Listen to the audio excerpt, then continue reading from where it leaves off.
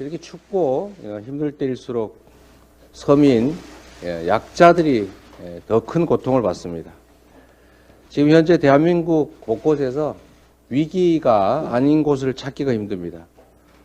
실질소득이 줄어들면서 투잡, 쓰리잡을 띄워도 살림살이가 팍팍합니다. 아무리 발버둥 쳐도 가족을 건사하는 것조차 힘에 부치는 국민들이 많습니다. 정치는 바로 그런 국민 곁에 존재해야 합니다. 내년도 민생이 또 경제가 더 나빠질 것이라는 점에 대해서 이견이 없습니다. 모두가 알고 있습니다. 그런데도 정부는 할 수 있는 게 없다, 이런 태도를 계속 유지하고 있습니다.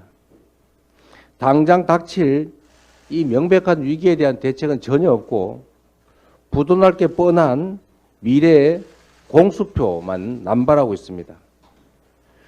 고금리, 고물가, 그리고 실업에 고통받는 국민의 현실을 직시하고 지금 당장 조금이라도 할 수 있는 일을 하는 것이 바로 정부가 할 일입니다. 지금 할 수 있는 것 제가 하나 직접 예를 들어 드리겠습니다. 초부자 감세할 돈, 그 돈 가지고 우리 서민금융 지원하면 됩니다. 초부자 감세할 돈으로 물가 지원금 우리 국민들께 지원해 드려도 됩니다. 초부자 감세할 돈으로 노인 일자리 같은 공공 일자리 만들어서 당장의 이 심각한 실업에 대해서 조금이라도 대응할 수 있습니다. 마음만 먹으면 할 수 있는 일을 지금 당장 해야지 앞으로 몇 년 후에 5만 불, 4만 불 하겠다 이런 얘기, 이건 꿈과 희망을 주는 게 아니라 고통과 좌절을 주는 일이 될 수도 있습니다. 때와 장소를 가릴 줄 아는 것도 능력입니다.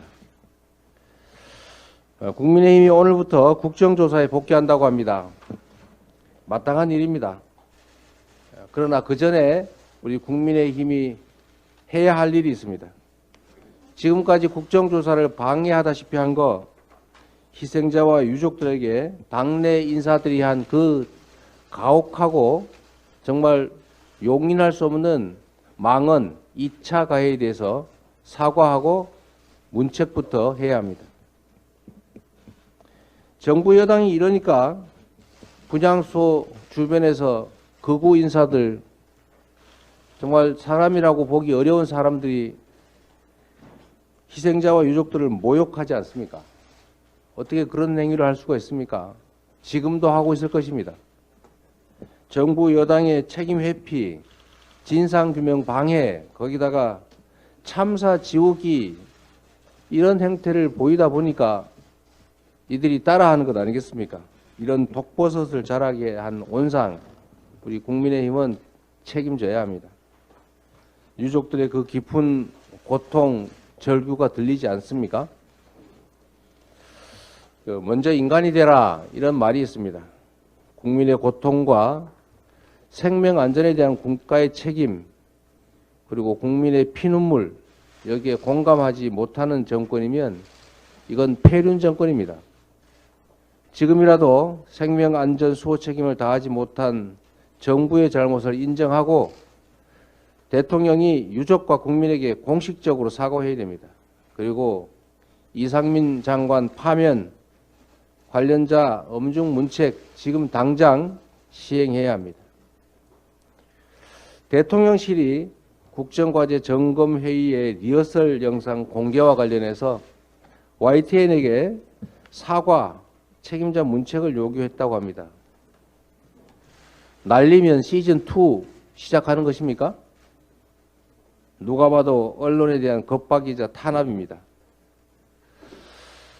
언론 재갈 물리기법 같은 것이 강행하면 민심의 바다에 분노의 물결이 일 것입니다. 이거 제가 드린 말씀이 아니고 대통령이 후보 시절에 한 발언입니다. 그대로 돌려드립니다. 국민의 눈과 귀를 가릴 수 있다고 믿는 건 착각입니다. 국민과 역사 앞에 겸손해 주시기 바랍니다. 이상입니다. 네, 다음으로 박홍근 원내대표의 발언이 있겠습니다.